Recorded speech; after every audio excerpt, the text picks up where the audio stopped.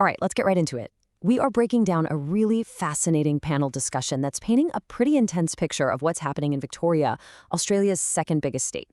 It looks like a perfect storm is brewing, and honestly, it could completely reshape the political map down there. So, according to the panel we're looking at, there's this growing feeling of frustration just spreading across Victoria. And it's not just one thing, you know? It's a whole bunch of different issues all hitting at the same time, leaving people with this sinking feeling that things are really going sideways. And that really is the million-dollar question here, isn't it? When all the daily pressures start to pile up, and the politicians who are supposed to have the answers, well, don't, where do people actually turn? This is the fundamental problem we're going to unpack. Yeah, this quote from one of the panelists just hits the nail on the head. He talks about this toxic mix of low productivity, rising inflation, and interest rates going through the roof, all slamming into a state that was, in his words, already in a perilous position. So this isn't just one crisis, it's a bunch of them all colliding at once. Okay, so let's start with the economic squeeze, because that's where people are feeling the pain most directly, right? The discussion really zeroed in on a few key moments where you can see the government and the reality for regular families and businesses just completely clashing. A perfect example of this disconnect came up during a potential fuel shortage. The Energy Minister casually suggested, oh, people can just work from home. But business leaders shot back hard. One restaurateur called it a poorly considered, reactionary move that would just create more economic misery for businesses that were barely getting back on their feet. And for everyday families, wow, the hits just keep on coming. The panelists brought up new data showing the average household is now looking at over $2,000 in extra costs every single year. That's a real, tangible blow from rising interest rates, power bills, you name it. And if that wasn't enough, there's this looming threat of $4 a liter fuel. I mean, can you imagine? The panel pointed out that $2,000 figure might actually be conservative.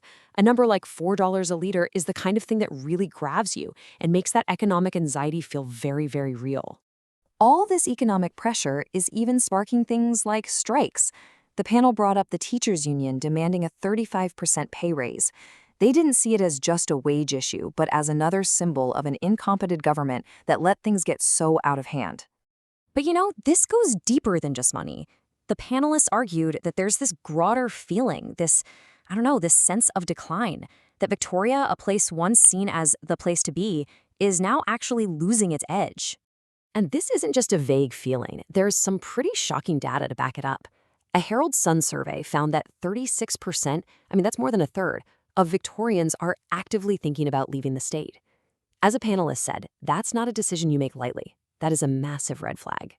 The panel really tied this desire to leave to a feeling that the state is kind of shrinking.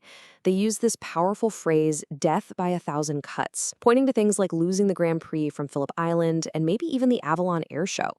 These aren't just line items on a budget. They're part of the state's soul, and losing them feeds this story of decline. So what happens when you have all this economic pain combined with the feeling that your home state is going downhill? Well, according to the panel, you get a massive political vacuum. Voters are angry, they're frustrated, and they're looking around at the major parties and just not seeing any answers. And the panel's critique was brutal, for both sides. They described the current Labor government as incompetent on so many levels. But they didn't see the Liberal opposition as any better, with one person saying they are struggling for relevancy and just can't seem to get any traction.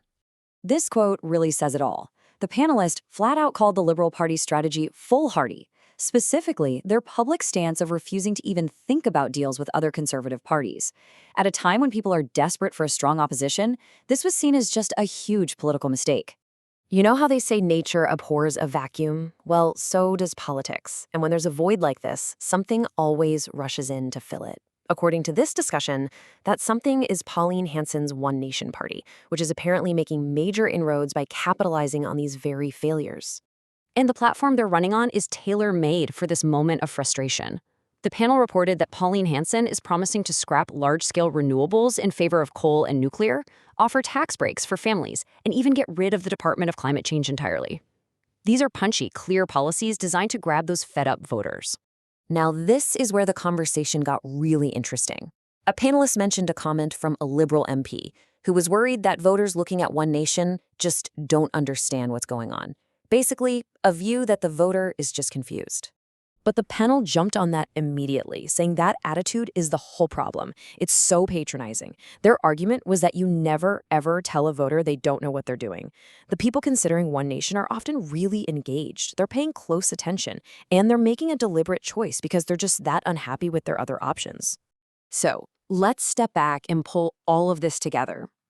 What this panel discussion is really describing is a classic story of a political system under incredible strain. One that might just be on the brink of a major shakeup. Really, the whole analysis boils down to a pretty simple three-step process. First, you get widespread public frustration over the economy and this feeling of decline. Second, that frustration gets worse when people feel the major parties are either clueless or just not listening.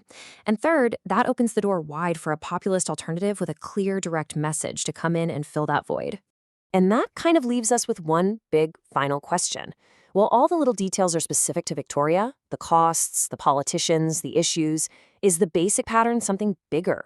Is the same dynamic of frustration and political change playing out in other Western countries too? It's definitely something to think about.